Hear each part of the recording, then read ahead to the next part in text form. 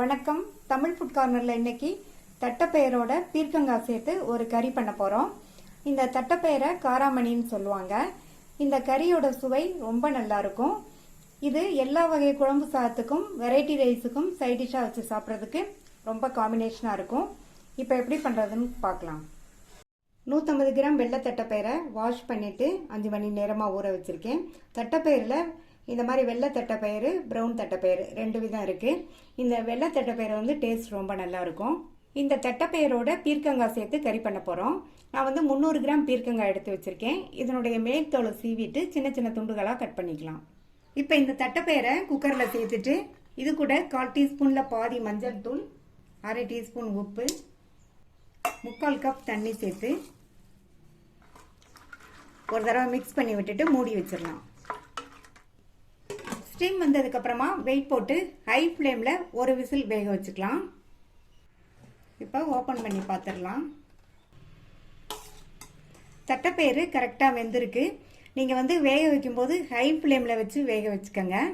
நீங்கள் இந்த மாதிரி குக்கரில் வேக வைக்கிறதுனாலும் வேக வச்சுக்கலாம், அல்லது ஓப்பன் பாத்திரத்தில் வேக வைக்கிறதுனாலும் வேக வச்சுக்கலாம். குழையாமல் வேக வச்சுக்கோங்க. இப்போ இந்த வெந்த தட்டைப்பயிரை தண்ணியோடையே தனியாக எடுத்து வச்சிடலாம். இந்த பேனில் 1/2 டேபிள் ஸ்பூன் எண்ணெய் சேர்க்குறேன். இப்போ எண்ணெய் சூடாயிடுச்சு. அதில் 1/2 டீஸ்பூன் கடுகு பொரிஞ்சதும் அதில் 1 டீஸ்பூன் உளுந்தும் 1/2 டீஸ்பூன் சீரகமும் சேர்த்து நல்லா பொரிய விட்டுருங்க. அடுத்து கறிவேப்பிலை சேர்த்துக்கலாம். இது கூட 2 பச்சை மிளகாவை கீரி சேர்த்துக்கோங்க. அடுத்து 4 பூண்டை வந்து 2 கட் பண்ணி வச்சுருக்கேன். பெரிய பூண்டுங்கிறதுனால கட் பண்ணி வச்சுருக்கேன். சின்ன பூண்டுனா நீங்கள் முழுசாகவே சேர்த்துக்கோங்க. இதை லைட்டாக வதக்கி விட்டுட்டு ஒரு மீடியம் சைஸ் பெரிய வெங்காயத்தை கட் பண்ணி சேர்த்துக்கோங்க. இந்த வெங்காயம் வதங்கி ஓரளவு அதனுடைய கலர் மாறி வரட்டும்.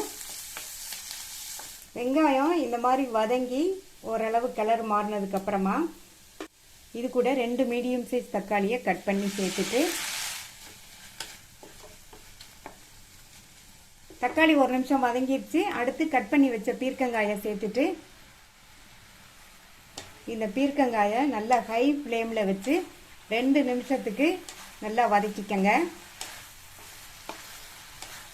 நம்ம சேர்க்கும் போது இருந்ததை விடவே பீர்க்கங்காய் வந்து இப்போ அளவு நல்லா சுருங்கி வந்திருக்கு. இப்போ ஸ்டவ்வோட தீயை கொஞ்சம் குறைச்சிட்டு இது கூட 1/4 டீஸ்பூனில் பாதி மஞ்சள் தூள், 1/2 டீஸ்பூன் தனி மிளகாத்தூள், நான் வந்து 1/2 டீஸ்பூன் சேர்த்துருக்கேன். நீங்கள் உங்கள் காரத்துக்கு தகுந்தபடி சேர்த்துக்கோங்க. 1/2 டீஸ்பூன் கொத்தமல்லி தூள், 1/2 டீஸ்பூன் சோம்புத்தூள். சோம்புத்தூளுக்கு பதில் உங்களுக்கு பிடிக்கும்னா நீங்கள் வந்து கரம் மசாலா தூள் 1/2 டீஸ்பூன் சேர்த்துக்கோங்க. தட்டைப்பயிறு வேக வைக்கும்போது உப்பு சேர்த்தோம். இப்போ இந்த பீர்க்கங்காய் இந்த மசாலாக்கெல்லாம் சேர்த்து மறுபடியும் ஒரு 1/2 டீஸ்பூன் உப்பு சேர்த்துருக்கேன். சேர்த்துட்டு மசாலாவில் நல்லா இந்த மாதிரி பெரட்டி விட்டுக்கோங்க. இந்த மாதிரி மசாலாவில் நல்லா பெரட்டி விட்டதுக்கப்புறமா ஒரு 2 நிமிஷம் இருக்கட்டும். நம்ம சேர்த்த மசாலா தூளோட பச்சை வாசனை எல்லாம் போகட்டும். சேர்த்த மசாலா தூளோட பச்சை வாசனை எல்லாம் போயிடுச்சு. வேக வச்ச தட்டைப்பயிரை தண்ணியோடையே சேர்த்துடலாம். சேர்த்துட்டு நல்லா ஒன்றா மிக்ஸ் பண்ணி விட்டுக்கோங்க.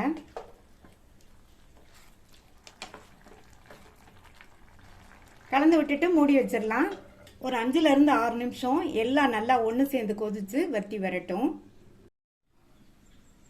இப்போ 6 நிமிஷம் ஆச்சு. எல்லாம் நல்லா ஒன்று சேர்ந்து வெந்துருச்சு. நம்ம பீர்க்கங்காவுமே நல்லா சாஃப்டாக வெந்துருச்சு. இந்த மாதிரி ப்ரெஸ் பண்ணி பார்த்தா தெரியும், நல்லா சாஃப்டாக வெந்துருச்சு. அடுத்து இதில் பொடியாக கட் பண்ணால் கொத்தமல்லி இலைகளை தூவிடலாம். ஒரு தடவை மிக்ஸ் பண்ணி விட்டுட்டு ஸ்டவ் ஆஃப் பண்ணிடலாம். டேஸ்டான தட்டைப்பயிறு பீர்க்கங்காய் கறி ரெடி ஆயிடுச்சு. இந்த டேஸ்டான டிஃப்ரெண்ட்டான இந்த கறியை ட்ரை பண்ணி பார்த்துட்டு உங்கள் கமெண்ட்ஸை சொல்லுங்கள். தேங்க்யூ.